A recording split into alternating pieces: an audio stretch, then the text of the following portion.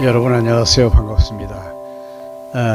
제가 지난 시간에는 그 에덴 동산, 즉 하나님의 원형적인 왕국에 대한 부분에 대해서 제가 말씀을 드렸습니다. 이거 쉬운 거 아니거든요.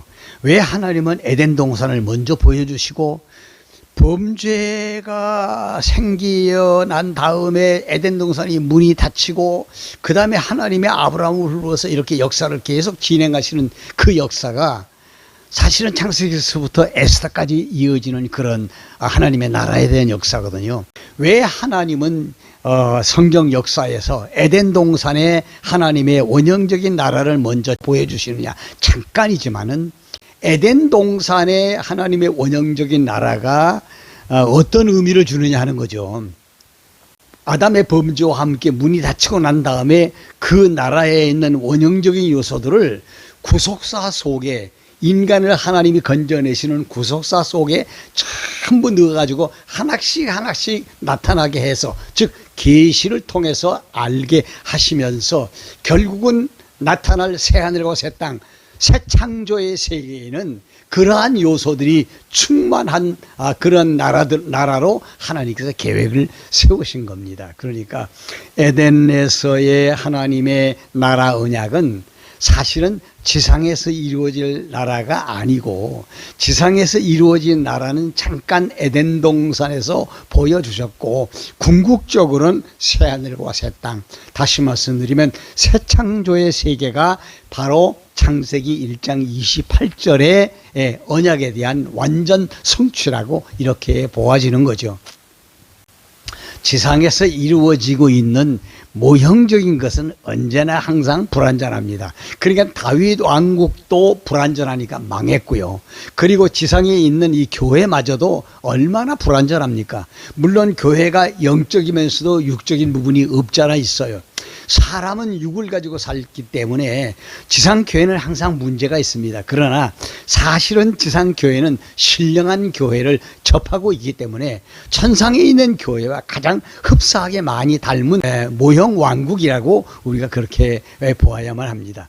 그래서 말씀드리는 것은 구약에 나타난 다윗 왕국, 이거는 모형입니다. 신약에 나타날 교회 왕국의 모형이고, 다윗 왕국의 실체는 신약이 나타난 우리들의 교회가 맞습니다. 그리고 이 교회는 앞으로 장차 나타날 새하늘과 새 땅, 신천 신지, 그 새 창조의 세계에 대한 모형으로 지금 존재하는 거죠. 이렇게 나라에 대한 개념을 정리를 해 놓으시고, 오늘은 제가 구약에서 하나님이 모형적으로 보여주신 다윗 왕국, 이 왕국에 대한 역사가 어떻게 전개되어지는지에 대해서 잠깐 말씀을 드리면서, 이 역사서가 우리들에게 무엇을 말하고 있는가, 즉 역사서의 계시성에 대해서 좀 말씀을 드려보려고 합니다. 자손 땅 통치는 하나님의 나라의 기본적인 3대 요소지요. 그게 나라의 구성 요소라 그 말입니다. 민족은 창세기 37장부터 시작해서 민수기 30장까지 애굽에서 하나님께서 번성을 시키시죠.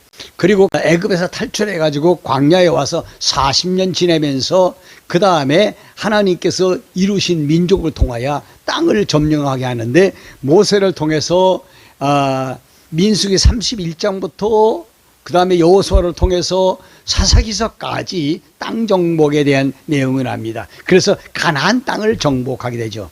그래서 사사기에서는 왕을 사모하는 백성들이 이제 나타나기를 시작합니다. 그래서 사사들이 있을 때는 평안하지만 사사들이 죽고 나면 혼란기가 와요. 그래서 우리에게도 왕을 달라고 백성들이 소리를 치기 시작하죠. 그리고 이제 룻기서부터는 뭐가 나오냐? 통치가 나옵니다. 자손 땅 통치에서 마지막 통치, 그 룻기서는 다윗 왕의 족보가 나옵니다. 베레스의 족보는 이러하니라 그러면서 다윗의 족보를 이야기해요. 베레스는 헤스론을 낳고 헤스론은 람을 낳고 람은 아미나답은 나손을 낳고 나손은 살몬을 낳고 살몬은 보아스를 낳고 보아스는 오벳을 낳고 오벳은 이새를 낳고 이새 다음에 다윗을 낳고, 이렇게 되거든요. 그러니까 여러분 생각해 보십시오. 룻기서로부터 시작해 가지고 이제 에스더까지의 내용이 통치에 관련된 내용이에요. 그래서 룻기에서 다윗의 족보가 나오는 것 같더니 사무엘 상하에서 다윗이 등장하면서 나라가 세워지고, 그 다음에 열왕기 상하, 역대기 상하에서 그 나라 왕들의 역사가 기록이 되는가 하면, 그 다음에는 이제 그 나라가 다시 모형이기 때문에 헐어내잖아요. 아픔이 있잖아요. 그래서 모형을 헐어내는 과정에 에스라, 느헤미야, 에스더가 이 포로기의 역사거든요. 그래서 에스더까지의 역사가 구약의 역사의 마지막인데, 제가 말씀드리고 싶은 것은 이 역사서가 우리들에게 무엇을 말해주고 있느냐 하는 겁니다. 제가 간단히 말씀드릴게요. 무엇을 말해주고 있느냐, 두 가지 말해주고 있어요. 하나는 하나님의 나라가 신약에서 교회로 이루어지기 전에 하나님의 나라가 교회라고 하는 하나님의 나라의 모형으로 구약에서 어떻게 이루어지고 있느냐, 그거 이야기해 주는 거예요. 두 번째가 뭐냐면, 나라가 이루어지려면 왕이 있어야 되거든요. 그러면 그 왕이 누구냐? 왕이 구약에서는 다윗이라고 얘기를 해요. 그래서 베레스의 족보가 다윗을 만들어내지 않습니까? 그러니까 다윗이 왕으로 등장하면 나라가 세워진다고 그래요. 근데 그 다윗은 뭐냐? 다윗은 사실은 예수 그리스도의 그림자고 예수 그리스도의 모형이거든요.